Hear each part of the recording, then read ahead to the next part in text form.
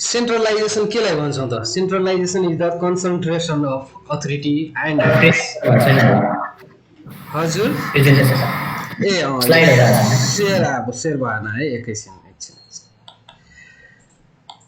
ल म देखाएँ अब आयो होला है ल यसमा हामी सेन्ट्रलाइजेसन डिसेन्ट्रलाइजेसनको आज बुझ्छौँ। सेन्ट्रलाइजेसन भनेको के हो त भन्दाखेरि कुनै पनि यो तपाईको हाम्रो अफिस म्यानेजमेन्टको कुरो गरौँ अथवा पावर अफ अथोरिटी जहाँ भए पनि यो कुनै अब कन्ट्रीको अब पोलिटिकल सिस्टम जेमा पनि यसलाई चाहिँ लागू हुन्छ है। अब त्यसरी हेर्दाखेरि centralisation is the concentration of authority and has tendency to resist the delegation of decision making अथवा तपाईको अथोरिटीदेखि लिएर डिसिजन मेकिङ सबै एउटै ठाउँमा सेन्ट्रलाइज भएको सिस्टमलाई हामीले अब सेन्ट्रलाइजेसन भन्छौँ। अब यो तपाईको एउटा म्यानेजमेन्ट एक्सपर्ट यो हेनरी फयलको अनुसारले everything that goes to reduce the importance of subordinates is called centralisation भन्छौँ। भन्नाले everything that goes to reduce the importance of subordinates भन्नाले सबअर्डिनेट्स अथवा तल्लो लेभलमा काम गर्ने मान्छेहरूको इम्पोर्टेन्स यसले घटाउँछ अथवा जे तपाईँको डिसिजन मेकिङदेखि लिएर पावर अथराइज अथवा अथोरिटी सबै तपाईँको हायर लेभल एउटा सेन्ट्रलाइज टिमभित्र अथवा हायर लेभलमा मात्रै त्यो कन्सन्ट्रेटेड हुन्छ भने त्यसलाई हामी सेन्ट्रलाइजेसन भन्छौँ। It makes them mechanical and able to execute only whatever is order र सबअर्डिनेट्सहरूमा अथवा तपाईँको तल्लो लेभलका वर्करहरूमा एज ए मेसिन अथवा मेकानिकल भनौँ जे अर्डर हामी गर्छौँ अथवा जे इन्स्ट्रक्सन दिन्छ त्यही हिसाबले उनीहरूले मात्रै गर्ने आफ्नो दिमाग कहीँ पनि चलाउन नपाउने त्यस्तो सिस्टम हुन्छ सेन्ट्रलाइजेसनमा। अब एज ए पोलिटिकल सिस्टममा पनि भनौँ न अथवा पहिला कुनै मोनार्की सिस्टमहरू भने एक ठाउँमा पावर सेन्ट्रलाइज भएका हुन्छन्। इभन अब यो डेमोक्रेसीमा पनि एक ठाउँमा सेन्ट्रल अब पहिला थिएन अहिले अब प्रोभिन्सहरू भयो लोकल लेभल भयो भने यो डिसेन्ट्रलाइजेसनको प्रोसेसमा गएको त्यो हिसाबले पनि हामी बुझ्न सक्छौँ। अब यसैले अलिकति डिस्क्राइब गर्दाखेरि हेर्नुहोस् त all the decision action at lower level are subject to approval from the top management र सानोतिनो डिसिजन कहिलेकाहीँ लियो भने पनि तपाईँको टप म्यानेजमेन्ट र सबैको एप्रुभल चाहिँ लिनुपर्ने हुन्छ फुल अथोरिटी उनीहरूको कहिले पनि हुँदैन। Centralisation is the systematic and consistent reservation of authority at central point in organisation. The implication of centralisation can be reservation of decision making power and top level, reservation of operating authority with middle level of managers and reservation of operation at lower level at direction of the top level। भन्नाले कुनै पनि तपाईको decision making देखि लिएर अब approval दिने सिस्टमहरु तपाईको middle management देखि लिएर माथिसम्म मात्रै अब त्यो कन्सन्ट्रेटेड हुन्छ भने तल्लो लेभलमा तपाईको ओन्ली अपरेसनमा जाने तर त्यो पनि as per direction from the top level म्यानेजमेन्टबाट भएसर मात्रै हुने गर्छ है। यसपछि हामीले centralisation is the Centralization is the process by which the activities of an organization, particularly regarding to planning, decision making, become concentrated with a particular location and or group। भन्नाले particular location अथवा higher authority जुन हुन्छ centralized अथवा authority of power हुन्छ त्यहाँसम्म मात्रै हुन्छ त्यो सबै authority गर्नुपर्ने है। अब यसरी हेर्दाखेरि क्यारेक्टरिस्टिक के हो त? अब यो डिफाइनबाटै हामी धेरै कुरा बुझिसक्यौँ। जब यो बुझ्छौँ भने क्यारेक्टरिस्टिक त्यसैबाट पनि हामीले यसको गाइड गर्न सक्छौँ। त्यो हिसाबले अब यसको बेस्टमा एकछिन है यो मेरो माउस कहाँ हरायो कामै गरेन एकछिन। यसको क्यारेक्टरिस्टिक्स अफ सेन्ट्रलाइजेसन के हुन्छ त? फिलोसफी अथवा emphasis on top down control अथवा लिडरशिप भिजन स्ट्राटेजी। भन्दाखेरि तपाईको सबै चिज फिलोसफी नै अब तपाईको अथवा इम्फेसिस जहिले पनि केमा दिन्छ? Top to down. जे पनि तपाईको डिसिजन दिने अर्डर दिने कुनै डिसाइड गर्ने अथवा कुनै पनि प्लानिङ गर्ने जे गर्ने भने पनि टप टु डाउन यसको अथोरिटी हुन्छ। त्यस्तै डिसिजन मेकिङ स्ट्रङ अनि अथोरिटेरियन भिजनरी अथोरिटेरियन हुन्छ। भन्नाले तपाईको कस्तो हुन्छ भने यसलाई कहिलेकाहीँ अटोक्रेटिक टाइपको पनि भन्न सक्छौँ है यो चिज। अब अझै यसलाई भन्दा फेरि अथोरिटेरियन भनेको माथि जे भन्छ त्यही नै गर्नुपर्ने हुन्छ अथवा एउटा टिमले जे भन्यो भने जहिले पनि स्ट्रङली त्यस्तै जे हुन्छ त्यही नै हुन्छ, तर अब डिसेन्ट्रलाइजेसन भन्नु नहुन सक्छ त्यस्ता कुरोहरू। भिजनरी अर क्यारिस्मेटिक भन्छौँ यस्तै चाहिँ डिसिजन मेकिङ। त्यस्तै organisational change shaped by top vision of leader, अथवाखेरि तपाईँको के हुन्छ भने टप मोस्ट लिडरहरूको के छ भिजन, अर्गनाइजेसनल चेन्ज पनि उनीहरूको जुन टप मोस्ट लिडर अथवा टिम छ उनीहरूमै डिपेन्डेन्ट हुन्छ। अर्गनाइजेसन चेन्ज हुने नहुने अथवा एज इट इज गइरहने त्यस्ता चिजहरू पनि तपाईँको उनीहरूमै टोटली डिपेन्डेन्ट हुन्छ। एक्जिक्युसन पनि यसको decisive, fast, coordinated, able to respond quickly to major issues and changes. कहिलेकाहीँ मेजर इस्यु चेन्जेसमा भए तपाईँ एकै ठाउँबाट डिसिजन दिनुपर्ने भएकोले अथवा थोरै कन्सन्ट्रेटेड पिपुलहरूले दिने भएकोले यो चाहिँ तपाईँको फास्ट हुनसक्छ, तुरुन्तै गर्न सकिन्छ र यो रेस्पोन्स पनि यसको चाँडै आउने सम्भावनाहरू चाहिँ हुन्छ। इन्फर्मिटी भनेको तपाईँको low risk of dissent or conflict between the parts of organisation, र माथिबाट तपाईँको कुनै डिसिजन आयो भने त तल्लो लेभलमा अथवा कन्फ्लिक्सनहरूको चान्सेस पनि कम नै हुन्छ अथवा प्राय हुँदैन यो सेन्ट्रलाइज प्रोसेसहरूमा। माथिबाट डिसिजन जे आयो सबै तल अलरेडी त्यस्तै फलो गर्ने। अब निड अफ सेन्ट्रलाइजेसन भन्नु पर्यो, अब कस्तो अवस्थामा पर्छ त, अब कस्तो अवस्थामा यो राम्रो हुन सक्छ त? To strengthen the central unit of organisation. अब अर्गनाइजेसनको सेन्ट्रल युनिटलाई अब पावरको हिसाबले स्ट्रेन्थेन गर्नु पर्यो भने यसको आवश्यकता पर्छ, अथवा तिनीहरूको ओभरअल अब त्योलाई डिसिजन मेकिङ ठाउँमा राख्ने हो भने त्यो हिसाबले पनि well management of available resources तपाईँको एकै ठाउँमा अथवा एउटै टिमले गर्ने भएपछि वेल म्यानेजमेन्ट पनि उसले आफ्नो हिसाबले गर्न चाहिँ सक्छन्। To maintain the public faith, र पब्लिक फेथको मेन्टेन गर्नलाई पनि यस्ता चिजहरू तपाईँको डिसेन्ट्रलाइजमा यस्ता कन्ट्रोलहरू नहुन सक्छ। जस्तो तपाईँहरूले धेरै कुरोमा डिसेन्ट्रलाइज भनौँ न, अहिले नै पोलिटिकल सिस्टम नै हाम्रो हरेक लोकल लेभलमा डिसेन्ट्रलाइज भइसकेपछि त्यो कतिको अब त्यो भनौँ त्यो अनकन्ट्रोल हुँदो रहेछ हामीले मजाले बुझ्न सकिरहेछौँ। Overall management on various aspects of development, र डेभलपमेन्टको कुनै पनि भेरियस एस्पेक्टमा भनौँ न डिफ्रेन्ट एस्पेक्टमा पनि ओभरअल म्यानेजमेन्टमा गर्नलाई पनि तपाईँको सेन्ट्रलाइज्ड सिस्टम भयो भने अफकोर्स इफेक्टिभ हुन्छ। To determine the national priorities and needs, अब प्रायोरिटीहरू पनि फिक्स गर्नलाई तपाईँको डिसेन्ट्रलाइज भयो भने त सबैले आफ्नै हिसाबले लाग्ने भयो। अब यो नेसनल प्रायोरिटी भन्ने बित्तिकै तपाईँको अलिकति पोलिटिकल सिस्टमकै हिसाबले यो लाइन दिन खोजेको, र त्यो भयो भने त सबैले प्रायोरिटी कतिको के छ, कसलाई के आवश्यकता छ नसोचेर सबैले आफूलाई जे चाहिन्छ प्रायोरिटीमा परोस् नपरोस् त्यसैलाई टार्गेट हो भने, तर सेन्ट्रलाइज सिस्टम भयो भने त मोस्ट प्रायोरिटीमा को पर्छ त त्यो हिसाबले उसले तपाईँको डिसिजन मेकिङ गरेर त्यसरी त्यो प्रायोरिटी छुट्याउनलाई पनि सेन्ट्रलाइज सिस्टम चाहिँ इफेक्टिभ हुनसक्छ। थोरै बजेट छ भने जो प्रायोरिटी हाई प्रायोरिटीमा छ उसलाई पहिला गर्नु पर्यो अथवा त्यहाँको काम पहिला गर्नुपर्ने खालको हुनसक्छ।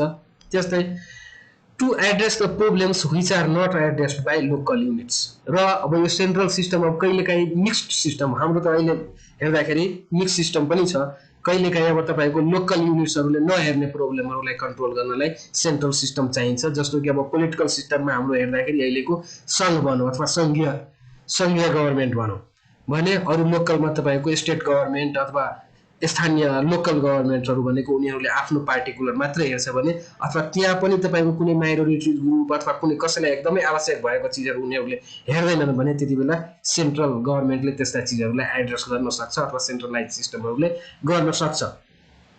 र त्यस्तै तपाईँको अब यस्तो डिजास्टर म्यानेजमेन्ट त सबै कहिलेकाहीँ कुनै डिजास्टर म्यानेजमेन्टहरू अथवा डिजास्टरहरू आयो भने त सबै पार्ट अफ द अर्गनाइजेसन अथवा कन्ट्री एकैचोटि आउँदैन भने त्यस्ता बेलामा यस्ता सिस्टमहरूको कन्ट्रोल पनि तपाईँको सेन्ट्रलाइज सिस्टमले राख्छन्। जहाँ केही डिजास्टर भयो त्यहाँ सेन्ट्रलाइज सिस्टमले त्यसलाई मोटिभेट गर्ने अथवा त्यसलाई इम्प्लिमेन्ट गर्ने हिसाबले, एक्जिक्युट गर्ने हिसाबले त्यो सबै कन्ट्रोलहरू डिजास्टर म्यानेजमेन्टहरूको सेन्ट्रलाइज सिस्टममै राखिया हुन्छ, अथवा त्यसको निड पनि के हो भने यस्ता चिजहरूलाई कन्ट्रोल गर्नलाई राख्न सकिन्छ भने। अब यही हिसाबले एडभान्टेज भन्यो भने के हो हुन्छ।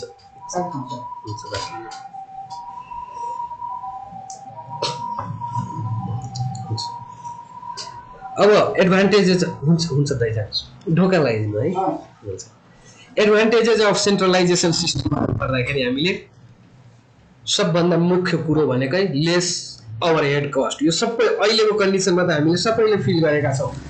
अब अहिले डिसेन्ट्रलाइज सिस्टममा तपाईँको हरेक यो अहिले कति 700 कति गभर्नमेन्ट छन्, सबैलाई पाल्नलाई नै ओभरहेड कस्ट यतिकै थपिया छ भने सेन्ट्रलाइज मात्रै भइदिएको भने त्यो सबै त घट्ने नै हुन अथवा ओभरहेड कस्ट लेस हुन्छ। इक्विटेबल डिस्ट्रिब्युसन अफ वर्क र उसले प्रायोरिटी वाइज सबैतिर चाहिने जस्तो हिसाबले अब डिस्ट्रिब्युसन गर्न सकिन्छ सेन्ट्रलाइज सिस्टमले। युनिफर्मिटी अफ एक्टिभिटिज हुन्छ। Standardisation can be achieved in policy and decision. Policy र डिसिजनमा तपाईँको स्ट्यान्डर्ड प्रोसिड्युरहरू के हो त्यसलाई हामी एचिभ गर्न सक्छौँ पोलिसी लेभलमै त्यस्ता डिसिजनहरू गरेर भने डिसेन्ट्रलाइजमा त सबै आफ्नो रिस्पोन्सिबल आफै नियम कानुन बनाउने भएपछि त्यति इफेक्टिभ नहुन सक्ला यस्ता चिजहरू। Quick and timely decision by executives. अब भएपछि एक्जिक्युटिभहरूले के अरे कम्पेरिटिभली यसको डिसिजन पनि तपाईँको क्विक एन्ड टाइमली हुनसक्छ। Greater flexibility. सानो टिम भएकोले उनीहरूको आफ्नै त्यति सानो टिम नै भएपछि ग्रेटर फ्लेक्सिबिलिटी हुन्छ भने त्यही कुरो तपाईँको डिसेन्ट्रलाइजमा नहुन सक्छ। अहिले अब कतिपय कुरो भनौँ न एउटा स्टेट लेभलको अथवा एउटा लोकल लेभलको कुरोलाई सङ्घीय सरकारले चाहेर पनि चलाउन नसक्ने अवस्था हुन सक्छ भने सेन्ट्रलाइजमा हुँदैन त्यस्ता चिज। त्यस्तै इफेक्टिभ कन्ट्रोल, ट्रेनिङ फेसिलिटी इन्हान्स्ड र fixing of responsibility is facilitated. र रिस्पोन्सिबिलिटीहरूको फिक्स गर्ने पनि माथिबाटै सबै गरेकोले यो फेसिलिटेट गर्न पनि राम्रो हुन्छ। लोकल लेभलमा भयो भने फेरि पनि त्यही समस्या, कसैले आफू खुसी मलाई यही चाहियो अथवा त्यही चाहियो, त्यसलाई रिस्पोन्सिबिलिटीदेखि लिएर हरेक कुरोमा त्यही प्रब्लम हुन्छ। तर डिसएडभान्टेज भन्यो भने के हुन्छ भने एउटा फर्स्ट डिसएडभान्टेज भनेको over burden to the top executive. जो टप मोस्ट एक्जिक्युटिभहरू छ अथवा कन्ट्रोलिङ पावरहरू छ उनीहरूलाई धेरै ओभर बर्डन हुन्छ, सबै कुरो सोच्नु पर्ने भएपछि त। त्यस्तै कहिलेकाहीँ तपाईँको डिसिजन माथिबाट तल आउने अथवा तलको कुनै डेलिगेसन नै गर्नु पर्यो भने तलबाट माथि जान एकदमै यो डिले हुन्छ। वर्कमा डेलिगेसनमादेखि लिएर वर्कमा पनि डिले हुने सम्भावनाहरू एकदमै हुन्छ। Misuse of authority and self centred. यो भनेको त अब सबभन्दा भनेको हामीले एकतन्त्रीय शासन भनेकै कुरो। अब त्यो भयो भने तपाईँको सानो कोरमा पावर भयो भने त उनीहरूले मिसयुज अथोरिटी र सेल्फ सेन्टर्ड टाइपको हुनसक्छ। त्यस्तै kills initiative and enthusiasm of workers specialist अथवा एक्सेट्रा। अथवा कुनै वर्करमा तपाईँको उसको कुनै क्रिएटिभिटी छ भने यस्ता चिजहरूलाई किल गर्छ अथवा त्यो बाहिरै आउन पाउँदैन। किनभने उसले त जहिले पनि फलो गर्ने भनेको माथिबाट जे अर्डर आउँछ त्यही फलो गर्ने भने आफ्नो दिमाग चलाउनै पाउँदैन भने यस्ता चिजहरू इनिसिएटिभ्स अथवा भनौँ न उसको कुनै आफ्नै अब त्यस्तो स्किल्सहरू छ भने त्यस्ता स्पेसियालिटी आफै कुनै अब न्यू टेक्नोलोजी अथवा न्यू आइडियाहरू छ भने तिनीहरू लगाउन पाउँदैन। त्यस्तै डिक्टेटोरियल एडमिनिस्ट्रेसन। अब डिक्टेटरसिप चाहिँ हुन्छ, अब त्यो भनेको माथिबाट जे भन्छ त्यही गर्नुपर्ने भनेको डिसएडभान्टेज भयो।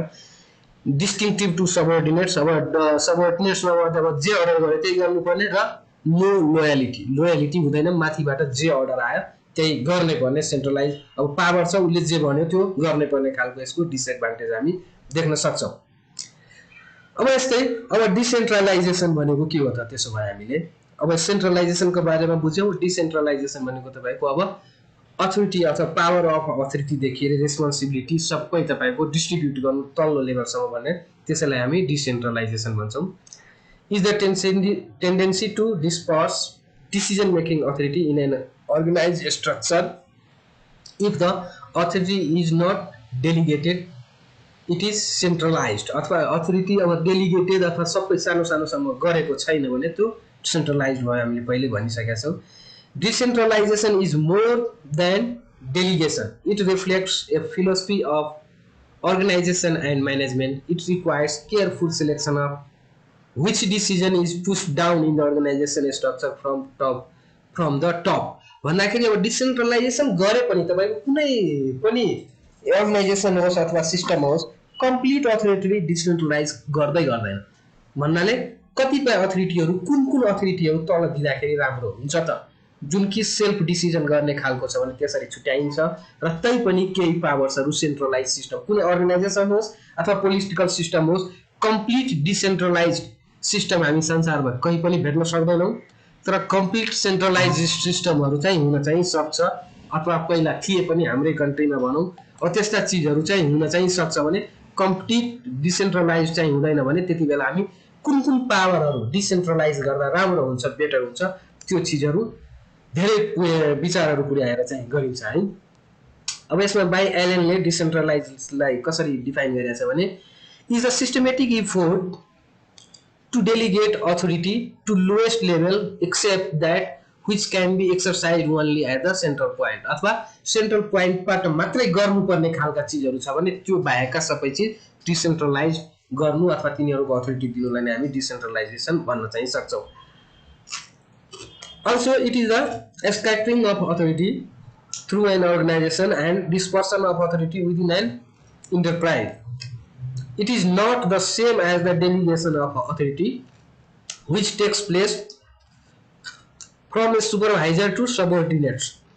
But decentralization grants all the authority to the departmental head except that for the common policy in the organization. भन्नाले डिसेन्ट्रलाइजेसन भनेको तपाईको सबै छुट्टा छुट्टै डिपार्टमेन्ट हेड हुन सक्छ अर्गनाइजेसन भयो भने अथवा अहिलेको अब पोलिटिकल सिस्टममा भयो भने छुट्टा छुट्टै लोकल लेभलहरुको हेड्सहरुमा डिपेन्डेन्ट हुन्छ except that for common policy in the organisation. जस्तो अहिले नै भयो न होल कन्ट्रीको सुरक्षाको सवाल हुन सक्छ कतिपय सवाल हुन सक्छ त्यो सबै सेन्ट्रलाइजको हिसाबले राखिन्छ। त्यस्ता चीजहरुको एक्सेप्सन बाहेक अब विकास निर्माणका कुराहरु हुन सक्छ आफ्नो ठाउँमा के चाहिएको कस्तो चाहिएको शासन व्यवस्था अब एक्सेप्ट ओभरअल फेरि बाहिरको कुरो ओभरअल हेर्दाखेरि हुँदैन तर लोकली भन्दाखेरि कतिपय डिसिजनहरु सक्छ के अब विकास निर्माणमा के प्रायोरिटीमा छ यस्ता चीजहरु अथवा डिसिजन मेकिङहरु लोकल कन्फ्लिक्टका कुराहरुलाई अब त्यसलाई अब भनौं समाधान गर्ने कुराहरु सबै यस्ता चीजहरु तपाईको डिसेन्ट्रलाइजेसनमा चाहिँ दिन सक्ने हुन्छ। अब यसमा पनि हेनरी फ्यायरले के भनेको छ भने हेर्नु त everything that goes to increase the importance of subordinates in decentralization भन्नाले डिसेन्ट्रलाइजेसनमा मात्रै तपाईको सबअर्डिनेट्स अथवा तल्ला लेभलका मान्छेहरुको पनि इम्पोर्टेन्स छ है भन्ने बुझिन्छ र उसको रिस्पोन्सिबिलिटी सँगसँगै उसको अथोरिटीहरु सबै पनि डिस्ट्रिब्युट भएपछि उनीहरुको पनि इम्पोर्टेन्स चाहिँ देखिन्छ। Decentralization is wider in scope and the subordinates responsibility increase in this case. On the other hand, in delegation the manager remain answerable even for the acts of subordinates to their superiors। भन्दाखेरि अब यसमा कस्तो हुन्छ भन्ने कहिलेकाहीँ अब यसको delegation भनेपछि डिसेन्ट्रलाइज भए पनि तपाईको यिनीहरुको छुट्टा छुट्टै अर्गनाइजेसन भित्र म्यानेजर फेरि रिस्पोन्सिबल हुन्छ। लोकल गभर्नमेन्टमै भन्यो भने हरेक मान्छेमा त पावर जाँदैन भन्दाखेरि त्यहाँको हेडहरु चाहिँ रिस्पोन्सिबल हुन्छ कुनै चीज अब त्यस्तो बिग्रियो अथवा केही गर्यो भने आन्सरेबल चाहिँ हुनुपर्ने हुन्छ यस्तोमा डिसेन्ट्रलाइजमा पनि है। अनि नीड अफ डिसेन्ट्रलाइजेसन हेर्दाखेरि त्यही भएर अब त बाइ डेफिनेसन नै हामी भन्न सक्छौं to transfer authorities legislative judicial or administrative from higher level to lower level भन्दाखेरि अथोरिटीहरु अब तपाईको कानुनी लेजिस्लेटिभ कुराहरु जुडिशियल कुराहरु त्यस्तै एडमिनिस्ट्रेटिभ कुराहरु पनि तपाई हायर भन्दा लोअर लेभलमा चाहिँ डिस्ट्रिब्युट गर्नु नै यसको अब मेन नीड हुन सक्छ भने to strengthen the local level उनीहरुको आफै स्ट्रेन्थन गर्नलाई एकाउन्टेबिलिटी एन्ड ट्रान्सपेरेन्सी पनि हुन सक्छ यस्तोमा तपाईको सेन्ट्रलाइजमा नहुन सक्छ। त्यस्तै तपाईको सेक्युर एक्जिस्टेन्स पार्टनरशिप फिलिङ्स पनि तपाईको सबैको आफ्नो चीजमा आफैले गरेपछि आफै रिस्पोन्सिबल भएपछि फिलिङ पनि यो हाम्रै हो हाम्रै लागि गर्दै छौ त्यस्ता फिलिङहरु पनि जेनेरेट हुन्छ। र यसको एडभान्टेजहरु हेर्दाखेरि त के हुन्छ भने relieves the top management burden top म्यानेजमेन्टको बर्डनहरु अथवा धेरै वर्कलोडहरु घटाउँछ अब यो त हुने नै भयो। त्यसपछि encourages decision making and assumption of authority and responsibility र तपाईको लोअर लेभलसम्म पनि तपाईको decision making and assumption of अथोरिटीमा पनि र रिस्पोन्सिबिलिटीमा पनि तपाईको इन्करेज गर्छ सबै लोकल लेभललाई सबैलाई भनौं न gives manager more freedom for decision making र म्यानेजरलाई हायर म्यानेजरहरुलाई अथवा टप लेभलका म्यानेजमेन्ट भनौं अथवा सेन्ट्रल गभर्नमेन्टका कुराहरु भयो भने उनीहरुलाई तपाईको मोर फ्रीडम हुन्छ डिसिजन मेकिङ अथवा पोलिसी मेकिङहरुमा लागि उसको हरेक तलसम्मको सबै कुरो उले हेर्न नपर्ने भएकोले उ तपाईको आफ्नै हिसाबले ओभरअल पोलिसीहरु निर्माण गर्नमा उलाई चाहिँ मोर चाहिँ कन्सन्ट्रेट हुन सक्छ। Promotes establishment and broad controls which may increase motivation अब यो भनेको अझै त्यो भनेकै तपाईको सबैमा तपाईको अथोरिटी दिने भनेको र ब्रोड कन्ट्रोल अथवा वाइडर कन्ट्रोलहरू सबैलाई दिने भएपछि तपाईँको यसले अफकोर्स मोटिभेसन आफ्नोपनको फिलिङ हुन्छ र यसले तपाईँको अर्गनाइजेसनमा काम गर्न होस् अथवा गभर्मेन्ट सिस्टममा तपाईँको डेभलपमेन्ट वर्क गर्न होस् मोटिभेट चाहिँ पक्कै पनि हुन्छ। Next comparison of performances of different organisational units possible. र यसमा तपाईँको फलानु लोकल गभर्मेन्टले राम्रो गर्यो अर्कोले नराम्रो गर्यो यस्ता चिजहरू कम्पेरिजन गर्न पनि सजिलो हुन्छ। जबकि सेन्ट्रलाइजमा माथिकै कन्ट्रोल गरेपछि माथिको कन्ट्रोल नै भएपछि त्यस्ता चिजहरू सबै रिस्पोन्सिबल तपाईँको सेन्ट्रलाइज सिस्टममा भएपछि त्यो कम्पेरेबल त्यति इफेक्टिभ नहोला भने डिसेन्ट्रलाइज सिस्टममा त्यो हामीले आफै बन्न सक्छौँ। सबैले आफै अथोरिटी दिएको छ भने गर्ने नगर्ने उनीहरूमै रिस्पोन्सिबल भएपछि कसले राम्रो गर्यो नगर्यो त्यो सबै कम्पेरिजन गर्न पनि सजिलो हुन्छ।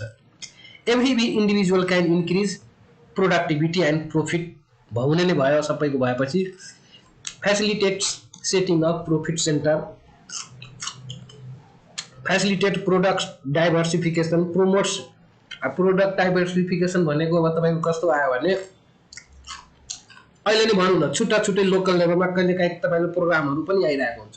हरेक गाउँलाई एउटा एउटा प्रोडक्टको लागि त्यसको स्पेशलाइज बनाऊ भन्ने हिसाबले यो प्रोडक्ट डाइभर्सिफिकेसनको केस भयो। यो डिसेन्ट्रलाइज सिस्टममा त्यस्ता चिजहरूको इन्करेज हुन सक्छ। Promotes development of general manager, अब म्यानेजर मात्रै होइन कि सबैको प्रोमोट्स हुन्छ अब भनौँ डेभलपमेन्टमा। Aids in adoption of fast changing environment, अब उसको आफ्नै इन्भाइरोमेन्टको हिसाबले के छ त उसको रिस्पोन्सिबिलिटी अथवा केही चेन्जेसहरू गर्नुपर्ने छ भने त्यो चिजहरू डिसिजन चाहिँ फास्ट हुन सक्छ है। इम्प्रुभ्स मोरल भन्छौँ है। अब त्यो रिस्पोन्सिबल भयो भने यो चिज फेरि अहिलेको केसमा हामीलाई हेर्दाखेरि कन्ट्रोभर्सी लाग्न सक्छ है। आफै रिस्पोन्सिबल भयो भने नैतिकवान हुन्छ भन्छौँ, तर हाम्रो केसमा के देख्छौँ भने त अहिले कन्ट्रीभरि त सबै नैतिकताविहीन भएका छन्। जति भयो सबै झन्मै गरेका छ भने त्यो भनेको त अब एकदम अलिकति अब यो सिस्टम पनि अब अन्डरस्ट्यान्डिङ राम्रो भएन भने यस्ता चिजहरू हुन सक्छ। तर ओभरअल अन्डरस्ट्यान्डिङमा भन्दाखेरि त आफै रिस्पोन्सिबल भएपछि त आफै बढी नैतिकवान हुने भने के अरे कन्सेप्टमा चाहिँ यसलाई हामी चाहिँ भन्न सक्छौँ। र लोकल लेभल हरेक सानो सानो लेभलको लागि यो पोइन्टको हुँदा माथि पनि हामी भनेको थियौँ सेन्ट्रलाइजमा पनि, तर त्यो भनेको तपाईँको क्विक अथवा टाइमली भन्थ्यो भने त्यो ओभरअलको हिसाबले अथवा एउटा सानो टिमको हिसाबले भने यसमा टाइमली डिसिजन भनेको उसको सानो लेभलको लोकल लेभलको सेन्ट्रलाइज सिस्टममा उसले डेलिगेट गर्नु माथिसम्म डिसिजन पुग्नु त्यो टाइम धेरै लाग्छ भने उसले आफै अब डिसिजन गर्ने भएपछि टाइमली डिसिजन उसको सानोभन्दा सानो प्रब्लमहरूको पनि हुन चाहिँ सक्छ त्यो हिसाबले। अब यसको डिसएडभान्टेज भनेको के हो त अथवा लिमिटेसन्स अब भयभरको अहिले हामीलाई धेरै थाहा पनि छ। Makes more difficult to have uniform policy, देशैभरि एउटै पोलिसी लागू गर्न चाहिँ अथवा अर्गनाइजेसनमा सबै डिपार्टमेन्टमा लागू गर्न गाह्रो चाहिँ हुन सक्छ। इन्क्रिज कम्प्लेक्सिटी अफ कम्बिनेसन्स, त्यस्तै may result in loss of control by upper level managers, upper level म्यानेजरहरूको अब कन्ट्रोलहरू त लस हुने नै भयो अथवा अहिले जताभावी जे मन लाग्यो त्यही गर्दै गएका छन् त्यस्ता चिजहरू। May be limited by inadequate control technique, may be considered by inadequate planning and control system. अब लोकल लेभलमा प्लानिङ कन्ट्रोल सिस्टम पनि राम्रो छैन, जे मन लाग्यो जताभावी त्यही गरेका छन्। Can be limited by unavailability of qualified managers. अब हेर्नुहोस् यो पनि छ हरेक लोकल लेभलमा त्यहाँको हेड अथवा त्यहाँ भनेको त्यहाँ जे छ त्यही जित्ने हो अथवा त्यही मान्छे त्यहाँको अब भनौँ न पालिका प्रमुख बन्ने हो र उसलाई जे मन लाग्यो त्यही गर्ने हो। त्यहाँ क्वालिफाइड मान्छे पठाएर म राम्रो काम गराउँछु भने पनि मान्दैन भन्दाखेरि यस्ता चिजहरू डिफेक्टहरू पनि छ। Involves considerable expense of training, र ट्रेनिङहरू गर्नु पर्यो भने यसमा धेरै खर्चहरू लाग्ने हुनसक्छ अथवा तिनीहरूलाई त्यहीको मान्छेलाई ट्रेन गर्नलाई धेरै खर्चहरू अथवा एक्सपेन्सहरू हुनसक्छ। May be limited by external forces, may not be favourable by economics of scale by some operation, may involve high cost त हुने नै भयो। Personal may not be fully used, difficult on condition of uncertainty, अनिश्चितता एकदमै चाहिँ यसमा तपाईँको बढ्न चाहिँ सक्ने सम्भावनाहरू चाहिँ हुन्छ है। अब यसपछि हामी अर्को टपिक भनेको लिडरसिप भनेको के हो त?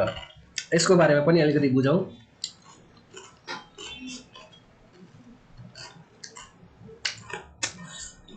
लिडरशिप भनेको के हो भने हेर्नुस् त बाई जर्ज टेरी leadership is the ability to guide people in an organization towards attainment of the objectives of enterprise भन्नाले कुनै पिपुलले अथवा कुनै भनौँ न त्यो हायर म्यानेजमेन्टको एबिलिटी जसले तपाईँ पिपुललाई गाइड गरोस् अर्गनाइजेसनको पिपुललाई towards attainment of the objective अथवा goal of the organisation it is an act of inducing and persuading the people भन्नाले persuading the people to work in an desired manner अथवा जस्तो हिसाबले हामीले चाहेका छौँ अथवा जस्तो गोल एचिभ गर्नलाई चाहेका छौँ त्यो हिसाबले पिपुलहरूलाई काममा लगाउनु भन्ने आर्ट पनि भन्न सक्छौँ अथवा एक्ट पनि भन्न सक्छौँ। त्यही द लिडरसिप अथवा सबैलाई मोटिभेट गर्नु सँगसँगै मोटिभेसन भने फेरि हाम्रो छुट्टै टपिक पनि छ तर त्यो मोटिभेसन भनेको पार्ट पनि त लिडरसिपमै पनि नै आउँछन् है लिडरसिपले नै गर्ने हो त्यस्ता चिजहरू।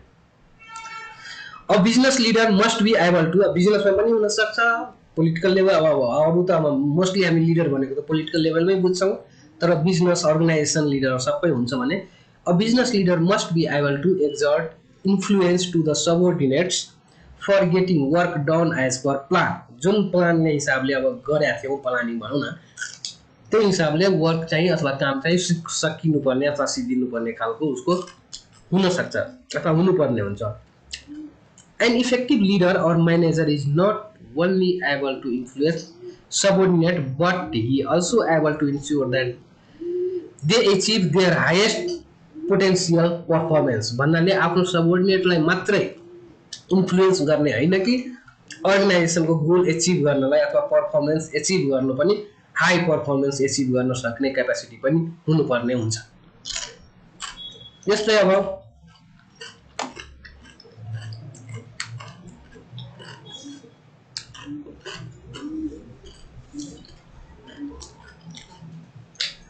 leadership is the ability of a manager to induce subordinates to work with confidence and zeal भन्दाखेरि हामी के भन्छौँ भने leadership is the ability of manager to induce subordinates to work with confidence and zeal. A leader may or may not be a manager but a manager must be a leader। अब के भन्छौँ भने leader manager हुन सक्छ अथवा सक्दैन थाहा छैन तर एउटा म्यानेजर लिडर हुनैपर्छ उसले आफ्नो सबअर्डिनेटसँग राम्रोसँग काम लिनलाई। A manager who possesses the leadership qualities is an important modifier of behaviour of people working under him उसँग लिडरसिपको अब भनौँ न गुण छ भने आफ्नो अन्डरमा काम गर्ने आफ्नो मान्छेहरूलाई मजाले मोडिफाई गर्न सक्छ आफ्नो कम्पनीको गोल एचिभ गर्नलाई। त्यस्ता कुराहरू चाहिँ हामीले बुझ्नुपर्ने हुन्छ है। यसपछि हामीले अब इन्ग्रिडियन्ट्स अथवा रिक्वायरमेन्ट्स अफ अ लिडरसिपको रिक्वायरमेन्ट्सहरू अथवा त्यसमा हुनुपर्ने चिजहरू के छन् त त्यसको बारेमा नि बुझौँ अलिकति। यो के भन्न खोजेको छ भने हेर्नु त एबिलिटी रिक्वायरमेन्टमा ability to use power effectively अथवा कुनै पर्सनको लिडरसिप अथवा उसको हातमा लिडरसिप दियो भने त उसको एबिलिटी चाहिँ पावर कुनै पनि उसँग भएका पावरलाई इफेक्टिभली युज हुन सक्ने एबिलिटी चाहिँ हुनैपर्छ लिडरसिप लिनलाई। Ability to inspire the follower अथवा सबअर्डिनेट्स उसको अन्डरमा अथवा उसलाई फलो गर्नेहरूलाई चाहिँ तपाईँको इन्स्पायर गर्न सक्ने एबिलिटी हुनुपर्छ। एबिलिटी टु एराउज द मोटिभेसन अथवा आफ्नो सबअर्डिनेट्स अथवा लोअर लेभलहरूमा उसलाई मोटिभेट गर्न सक्ने एबिलिटी उसलाई हुनुपर्ने हुन्छ। Ability to understand followers and environment within which they operate र उसको फलोवर्स अथवा सबअर्डिनेट्सको लाई अन्डरस्ट्यान्ड गर्ने एबिलिटी हुनुपर्छ अथवा उनीहरू कुन स्थितिबाट गुज्रदैछ अथवा कुन स्थितिमा काम गर्नुपर्ने हुन्छ त्यो सबै अन्डरस्ट्यान्ड अथवा त्यो बुझ्नुपर्ने एबिलिटी चाहिँ बुझ्न सक्ने खालको एबिलिटी हुनुपर्छ लिडरसिपमा। Style of the leader and climate he or she develops अथवा यो लिडरसिप अब यो भन्दै फेरि लास्टको पोइन्ट कस्तो छ भने यो उसको आफ्नै एउटा युनिक स्टाइल चाहिँ हुनसक्छ अथवा हुनुपर्ने हुन्छ। सबैको एउटै हुन्छ भने पनि छैन या त्यस कारणले यस्ता चिजहरू तपाईँहरूको जहिले पनि एउटै नभएर यो आफैमा लिडरसिप भन्ने चिज पनि युनिकनेस नै हुन्छ है। अब त्यो हिसाबले हामीले क्यारेक्टरिस्टिक्स अफ लिडरसिप। अब यो रिक्वायरमेन्ट भन्यो भने त्यस्तै हिसाबले क्यारेक्टरिस्टिक के चाहिँ हुन सक्छ। Leadership presupposes the existence of the followers भन्नाले सबभन्दा पहिला लिडरसिप गर्नलाई त के हुन्छ भने त्यसको अन्डरमा सबअर्डिनेट्स अथवा उसको फलोवर्स त हुनै पर्ने हुन्छ क्यारेक्टरिस्टिकमा है। त्यस्तै leadership is to create a sense of confidence, sincerity, loyalty and respect among the followers है। अब फलोवर्समा तपाईँको उसको रेस्पेक्ट, लोयलिटी र सिन्सियरिटी सबै तपाईँको क्रिएट गर्नुपर्ने खालको चाहिँ लिडरसिप हुनुपर्छ। त्यस्तै leaders must understand the problems, aspiration and expectation of his followers. They must understand difficulty and feelings and provide the solution. फलोवर्सको तपाईँको प्रब्लम्सहरू के छ, एक्सपेक्टेसन के छ सबै बुझ्नुपर्ने हुन्छ र सँगसँगै तिनीहरूको डिफिकल्टी र फिलिङ्सलाई बुझेपछि त्यसको सोल्युसन के हुनसक्छ अथवा त्यसको सोल्युसन प्रोभाइड गर्ने खालको चाहिँ लिडरसिप चाहिँ हुनुपर्छ। Fair and honest dealing with followers and subordinates, सबै सबअर्डिनेट्स र फलोवरमा फेयर हुनु पर्यो, बायस्ड हुनु भएन। Leadership must be a example, create and maintain good influence on subordinates अथवा आफ्नो फलोवर अथवा आफ्नो तलकोमा एकदमै गुड इक्जाम्पल हुनुपर्ने हुन्छ। मस्ट बी ए इक्जाम्पल फलोवर्सहरूको हिसाबले अथवा कुनै फलोवर्स अथवा जसलाई लिड गरेको छ त्यो भन्दा पनि उसको अब खराब नियति भयो भने त त्यो लिडरसिप हुनै सक्दैन। त्यो हिसाबले चाहिँ leader should lead, be as an ambassador, motivate and justify action and develop team spirit. अब यो पनि हुनै पर्ने हुन्छ, कुनै पनि लिडर भयो भने त उसले लिड गर्नु पर्यो। बी एज एन एम्बेसडर, उनीहरूको अब प्रतिनिधि जहाँ पनि हुनु पर्यो। Motivate and justify action and develop team spirit, र टिम स्पिरिट नै ओभरअल तपाईँको उसको जस्टिफाई गर्नु पर्यो, किन गर्नुपर्ने त, र त्यसको डेभलपमेन्ट पनि गर्नुपर्ने हुन्छ। टिमको क्यापेसिटीदेखि लिएर सबै कुरो उसको अथवा स्पिरिट के छ सबै तपाईँको डेभलपमेन्ट र जस्टिफाईदेखि लिएर डेभलपमेन्ट सबै लिडरसिपले गर्नुपर्ने भित्र चाहिँ आउँछ है।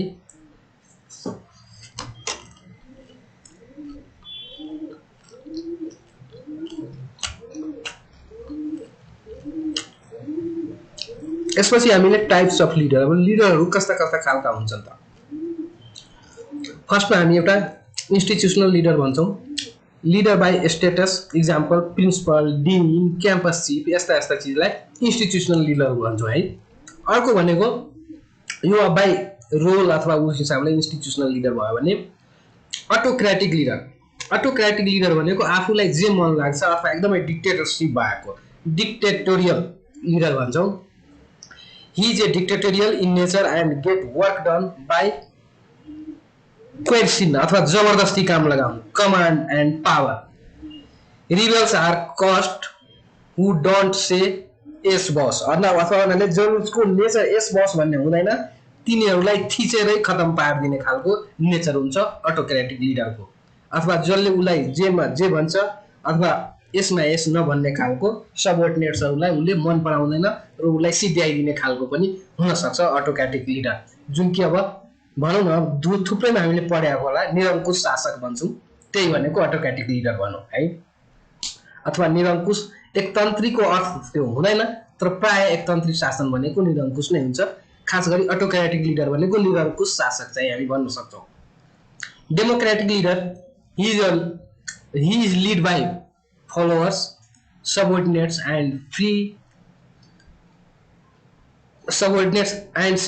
are free take decision and work sincerely and honestly. The subordinates have free discussion with superiors. So subordinate ले पनि तपाईको superiors सँग free discussion चाहिँ गर्न सक्छ डेमोक्रेटिक लिडर सँग। तर त्यही कुरो अटोक्रेटिक लिडरलाई त केही भन्नै हुँदैन, जे भन्छ त्यसमै यसमा यस मिलाउने हो है। They are friendly and always stand by group. अब हुन त हाम्रो प्रजातान्त्रिक भए पनि भनौँ न सिस्टम डेमोक्रेटिक भए पनि अहिले डेमोक्रेटिक सिस्टममा पनि थुप्रै अटोक्रेटिक लिडरहरू हामी भेट्न सक्छौँ है। पार्टिकुलरमा नजाउँ, थुप्रै छ, मैले पनि बुझाएको छु, तपाईहरुले पनि बुझ्नु भएको होला। अब त्यो जस्तो सुकै भए पनि तपाईको सिचुएसन अनुसार हुन सक्छ, मैले मात्रै भन्न खोजेको। यसपछि हाम्रो कन्सल्टेटिभ लिडर भन्छौँ अथवा लिडर कन्सल्ट हिज सबोर्डिनेट्स। उनलाई कुनै डिसिजन लिनु पर्यो भने आफ्नो सबोर्डिनेटहरूसँग जहिले पनि सरसल्लाह गर्ने र बेटर उसले डिसिजन लियो, फाइनल डिसिजन, त्यसलाई हामी कन्सल्टेटिभ लिडर भन्छौँ। यो भने कन्सल्टेटिभ लिडर भनेकै भने तपाईँको यो डेमोक्रेटिक लिडरको एउटा मेजर गुणभित्र यस्तो पर्न सक्छ कन्सल्टेटिभ लिडर। डेमोक्रेटिक लिडर वास्तवमा भन्नुहुन्छ भने कन्सल्टेटिभ लिडर पनि हुनुपर्छ। In all matters for implementation of policies and plan effectively and does not exercise much on his authority. आफैले एक्लैले चाहिँ गर्दैन अथवा गर्न ट्राई पनि गर्दैन, किनभने सबैको जे विचार छ त्यही हिसाबले गर्न सक्ने खालको चाहिँ हुन्छ भने। अर्को हामी के भन्छौँ इन्टेलेक्चुअल लिडर अथवा बौद्धिक वर्ग अथवा बौद्धिक नेता भन्छौँ। त्यस्तो हिसाबले हि पोजेज एक्सपर्ट नलेज अथवा कुनै एक्सपर्टिजम कुनै सेक्टरमा उसले एक्सपर्ट नलेज उसँग हुन्छ भने त्यो हिसाबले लिड गर्न सक्नु भनेको इन्टेलेक्चुअल लिडर भन्छौँ। Expert knowledge and technique competence due to his specialise knowledge र उसको स्पेसलाइज नलेज भएको पार्टिकुलर सेक्टरमा त्यसलाई उसले चाहिँ लिड गर्न सक्ने क्यापेसिटी चाहिँ उसको हुनसक्छ। त्यस्तै तपाईँको participative leader it is a group management and manages the group motivation in setting goals. Leader advise them rather than dictating them. Participating मा यो तपाईको म्युचुअल ओभरल्यापिङ टाइपको नेमिङहरु पनि हुन सक्छ। पार्टिसिपेटिभ लिडर भनौं अथवा कन्सल्टेटिभ लिडर हो, हेर्दाखेरि उस्तै उस्तै लाग्न सक्छ है। भन्दाखेरि तपाईको it is a group management, ग्रुपमै सबैसँग सल्लाह गरिकन गर्ने खालको हुन सक्छ। And manages the group motivation in setting goals, कुनै पनि पोलिसी निर्माण अथवा गोलहरु निर्माण गर्नलाई पुरै ग्रुपलाई नै अब यसमा इन्भल्भ गराउने। Leader advice them rather than, र सबैले एउटा अर्कोलाई सल्लाह दिने हो, डिक्टेट चाहिँ गर्ने हैन। पार्टिसिपेटिङ लिडरमा भन्छौँ भने। त्यस्तै अर्को भनेको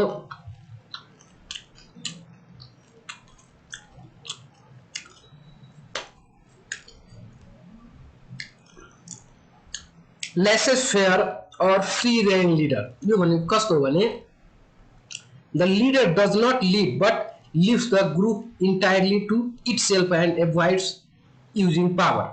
लिडरले के गर्छ भने तपाईको सरी लेख गर्छ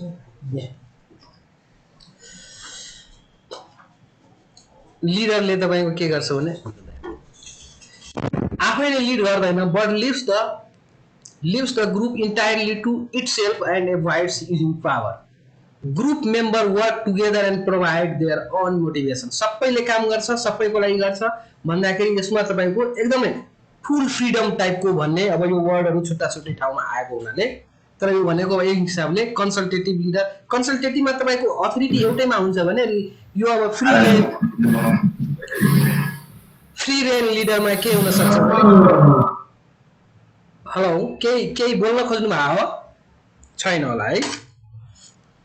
यसमा के हुन्छ भने सबैको उतिकै रिस्पोन्सिबल, सबैले वर्क टुगेदर गर्ने हो र एक आपसलाई अथवा कामबाट आफै मोटिभेट हुने, आफै सेल्फ मोटिभेसन हुने खालको अब यसमा एक्सन हुन्छ भने त्यसलाई हामीले फ्री रेन लिडर अथवा स्वतन्त्र खालका भन्न सक्छौं है। त्यस्तै अर्को हामी फर्मल और इन्फर्मल लिडर भन्छौं। यो भनेको फर्मालिटीको हिसाबले भनौं न।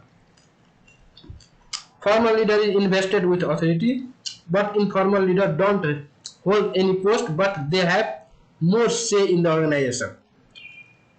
कतिपय कुरामा फर्मली उले पोस्ट लिएको त हुँदैन, फर्मली पोस्ट लिएको छ भने फर्मल लिडर भयो भने, कतिपय इन्फर्मल कस्तो हुन्छ भने उले कुनै पोस्ट लिएको छैन तर उ बिना केही काम पनि हुँदैन।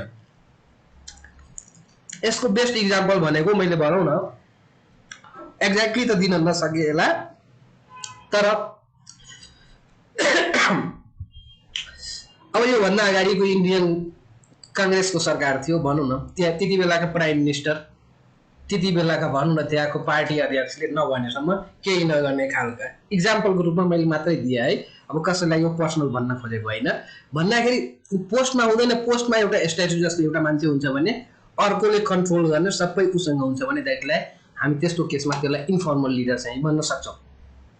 त्यस्तै अर्को भनेको क्यारिस्मेटिक leader who by their personality and ability are capable of exerting potential influence among the followers. charismatic भन्नाले उसले आफ्नो एबिलिटी अथवा पर्सनालिटी अथवा एबिलिटीले नै कसैलाई पनि प्रभाव पार्दिने खालको लिडर हो भने त्यसलाई हामीले charismatic लिडर भन्छौँ। अब यो लिडरशिप पनि तपाईको कुनै पनि अर्गनाइजेसनमा प्याटर्न अफ लिडरशिप हेर्यो भने त कस्तो हुन्छ भने त यो पनि तपाईको मिक्स टाइपकै हुनुपर्छ है, नत्र यो पनि तपाईको कुनै एउटैमा भयो भने कहिले पनि राम्रो हुँदैन यो लिडरशिपका चीज पनि। अब यसमा जसरी म्यानेजमेन्ट र एडमिनिस्ट्रेसनका गरेका छौं प्याटर्न, लिडरशिपमा पनि त्यस्तै हुन्छ। बस ओरिएन्टेड कतिपय डिसिजन माथि टप लेभलमा एकदमै हुन्छ भने बटम लेभलमा कम हुन सक्छ भने सबअर्डिनेट ओरिएन्टेड लिडरशिप बटम लेभलमा धेरै हुन्छ भने टप लेभलमा कम हुन सक्छ। अथवा यसैलाई top to bottom point wise भन्नु पर्दाखेरि manager makes and announces decision, manager tells decision, manager present idea अथवा invite questions, manager offer tentative decision to change, manager present problems suggestions and make decisions, define limit and ask for the decision, leave the subordinate to decide। Subordinate आए सबै कुरा decide गरिदियो भने lower लेभलमा भनेको सबोर्डिनेटको फुल participation भयो र यसरी तपाईको पोइन्ट वाइज हेर्दाखेरि टप टु बटम यसरी फ्लो चाहिँ हुन सक्छ र यो जहिले पनि मिक्स नै हुन्छ। एउटै खालको भयो भने पनि कुनै पनि अर्गनाइजेसनको लागि राम्रो पक्कै पनि हुँदैन है। त्यसै अब यसमा हामीले फंक्शन अथवा इम्पोर्टेन्स अफ लिडरशिप के हो त कुनै पनि अर्गनाइजेसनमा, लिडरशिपले के गर्छ त?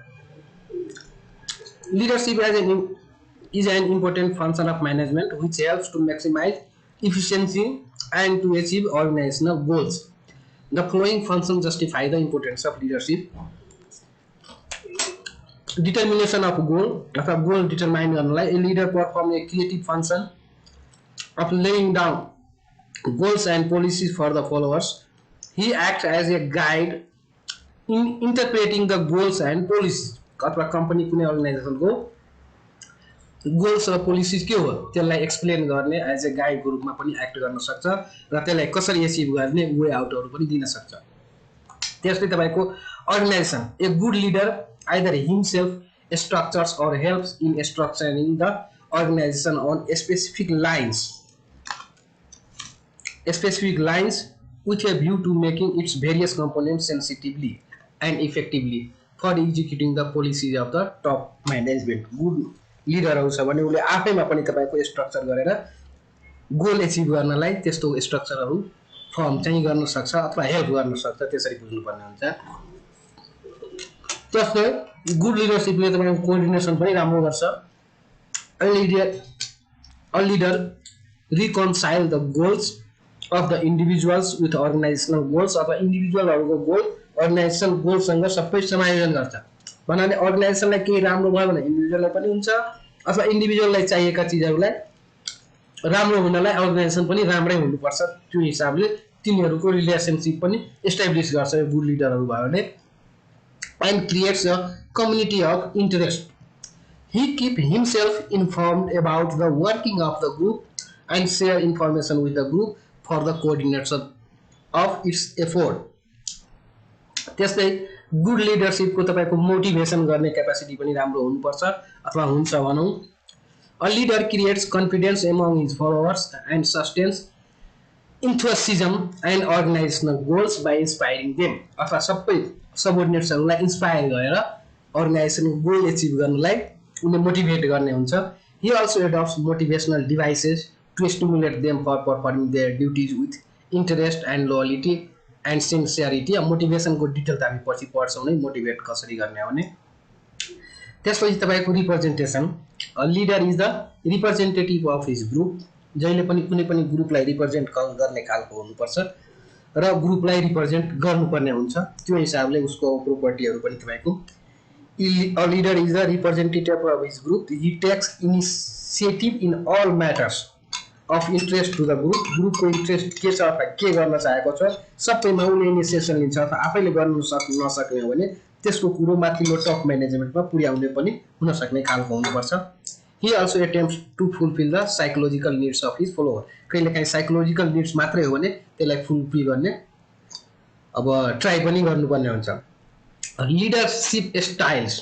अब यो टाइप अफ लिडरसिप भने पनि र लिडरसिप स्टाइल कहिलेकाहीँ एउटा टाइपको झुकिन सक्छ, तर अब यो पनि अब अलिकति त्यसमा अब लेज फ्री त्यस्तो त्यस्तो थियो भने सबै टाइपको त हुँदैन। अब लिडरसिप स्टाइल कस्तो छ त वास्तवमा, अब हुन त टाइप अफ लिडर र लिडरसिप स्टाइलमा अब केही हामीले इन्टरफरेन्स चाहिँ हेर्न सक्छौँ, तर स्टाइल भन्दाखेरि बिल्कुल अब कस्तो कस्तो खालको हुनसक्छ भने एउटै स्टाइलभित्र डिफ्रेन्ट लिडर टाइपको लिडरहरू पनि हुनसक्छ है। त्यसरी the behavioural pattern which a leader adopts is known as the leadership style. Different leadership style exist among the leaders in different times and in different situations. Leadership style in a particular situation is determined by the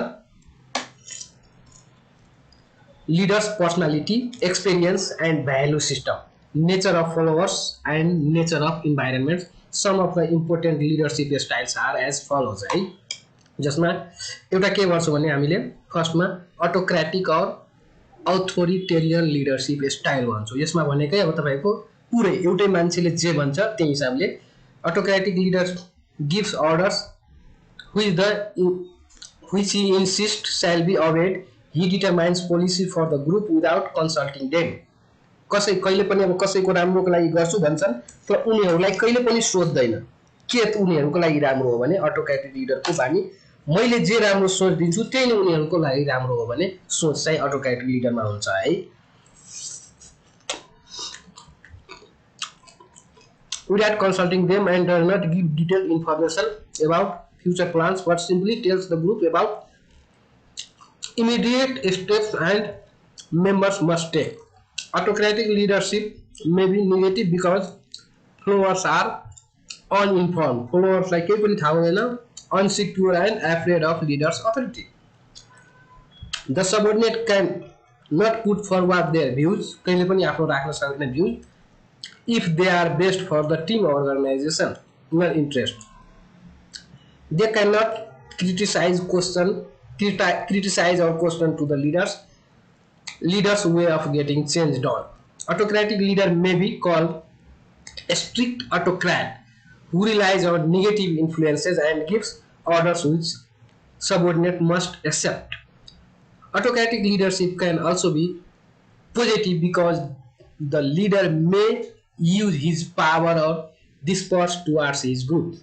When his motivational style is positive, he is often called a benevolent autocrat. भन्नाले त्यो राम्रो हुन सक्छ leader, उसको motivation power र राम्रो thinking छ भने कहिलेकाहीँ तपाईको अटोक्रेटिक लिडर पनि र कहिलेकाहीँ कतिपयले म मात्रै हैन है कतिपय तपाईहरु मध्येले पनि फिल गर्न सक्नुहुन्छ हाम्रै देशको कन्डिसन यस्तो छ भने एउटा राम्रो थिंकिङ भएको तानाशाही काश राम भइदियो भने राम नेपाललाई राम्रो हुन्थ्यो कि भन्ने मान्छेहरुलाई सोच आउँछ। किनभने यो डेमोक्रेटिकमा पनि जसलाई जे मन लाग्यो भने एकदमै छाडातन्त्र भयो भनेर त्यस्तो सोचहरु पनि आउन सक्छ र त्यस्तो भयो भने त्यस्तो हामीले बेनेभोलेन्ट अटोक्रेट भन्छौं भने त्यो भनेको एकदमै पोजिटिभ एटिट्युड भएको अथवा राम्रो गर्न सक्ने खालको भन्छौं। The benevolent autocrat is effective in getting higher productivity in many situations and developing effective human relationship. यो सबै गर्न सक्छ भने त्यसलाई हामीले बेनेभोलेन्ट अटोक्रेट अथवा पोजिटिभ भएको चाहिँ पनि भन्न सक्छौं र यो थुप्रै एक्जाम्पल यसमा पनि राम्रो भएका संसारभरि हामी देख्न सक्छौं है। जस्तो अर्को भनेको डेमोक्रेटिक और पार्टिसिपेटिभ लिडरशिप स्टाइल जुन कि हाम्रोमा छ यसको पनि केही फाइदा छन् बेफाइदा छन् हामीलाई थाहै छ। The leader invite and encourage the team members to play an important role in decision making process. Though the ultimate decision making power rests with the leader, participative leadership increases the acceptance of management's ideas and reduces resistance to change. It improves the attitude of the employees towards the job and the organization. It increases their morale. It also leads to reduction in the number of grievances of the worker. भन्दाखेरि गुनासोहरु चाहिँ घटाउन सक्ने खालको हुन्छ।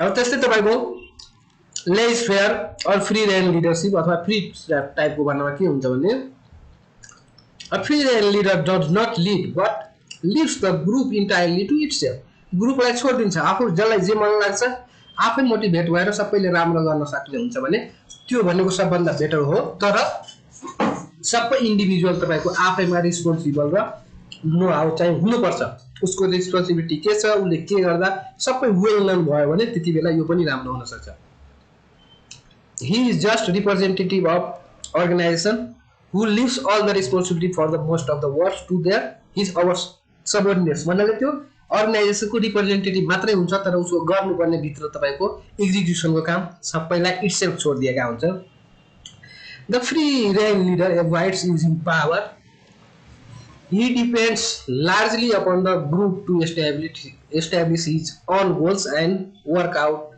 its own problems group members work themselves and provide their own motivation the leader exists as a contact person with outsiders to bring for his group अब यो भनेको तपाईको पार्टनरशिप कम्पनीहरुको एक्जाम्पल हुन सक्छ सबै पार्टनरले आफ्नो हिसाबले आफ्नो सेक्टरको राम्रो काम गर्नु र एकजना कन्ट्याक्ट पर्सन चाहिँ हुनै पर्छ मेजर सबैलाई लिड गर्ने भने त्यस्तो खालको चाहिँ हुन सक्छ जुन कि तपाईको हायरली एजुकेटेड र हायरली रिस्पोन्सिबल ग्रुपहरुको पार्टनरशिप अर्गनाइजेसन भयो भने यो बेस्ट चाहिँ अप्सन चाहिँ हुन सक्छ This leadership can produce good and quick result if the subordinates are highly educated मैले पहिले भने and brilliant people and have a sincere desire to perform their responsibilities. अर्को भनेको ब्युरोक्रेटिक लिडर अब यो कहिलेकाहीँ हामीले यो ठ्याक्कै अब गभर्नमेन्टल अर्गनाइजेसनल इन्स्टिट्युसनल हेडहरुको हिसाबले लिन्छ भनेको तपाईको यो भनेको तपाईको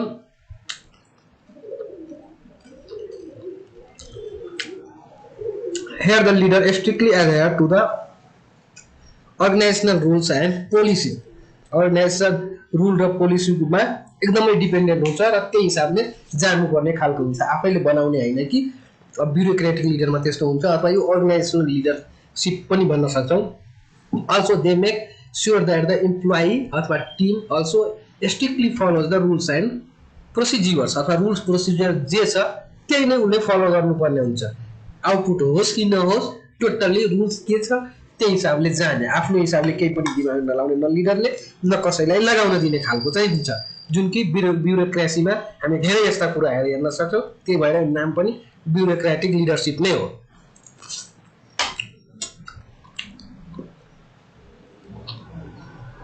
promotions takes place on the basis of employees ability to adhere to organizational rules जसले रुल्स जति धेरै फलो गरेको छ त्यही हिसाबले उनीहरुको प्रमोसन गर्ने अथवा राम्रो कर्मचारी छ भन्ने मान्यता हुन्छ This leadership style gradually develops over time This leadership style is more suitable when safe work conditions and quality are required but this leadership style discourages the creativity and does not make employees self oriented यो भनेकै तपाईको अब government जबमा हुने खालको क्यारेक्टरिस्टिकको बारेमा हामीले बुझ्न सक्छौं आफैले केही लगाउन नसक्ने जे रुल्स छ त्यही हिसाबले जाने खालको है यति भएपछि हाम्रो लिडरशिप चाहिँ सकिन्छ यसपछि हाम्रो भनेको अर्को सुपरभाइजरी स्टाइल अथवा सुपरभिजन गर्ने स्टाइल्सहरुको बारेमा पनि अलिकति यहाँ छ थोरै छ यो पनि हेरौं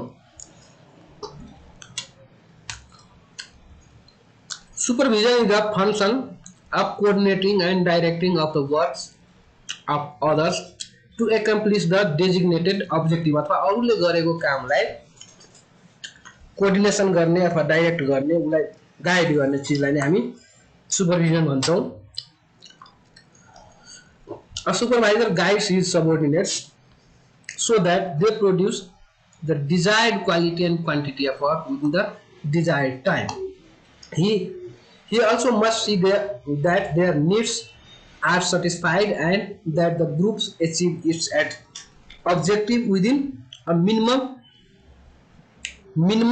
friction and maximum harmony. He also seeks higher satisfaction and higher morale among the employees. अथवा सुपरभाइजर भनेकै तपाईको हो चाहिँ लास्ट का प्वाइन्टहरु फेरि पनि लिडरशिप का कुरा आयो त्यो एउटा सुपरभाइजर पनि लिडर हुनै पर्छ भन्नाले सुपरभाइजरहरु पनि यस्ता लिडरशिप का कुराहरु पनि जहिले पनि हेर्नै पर्ने हुन्छ उसको सबअर्डिनेटहरु हायर सटिस्फ्याक्सन र हायर मोरलको साथ काम गरेका छ कि छैन त्यो चिजहरू पनि उसले हेर्नुपर्ने हुन्छ।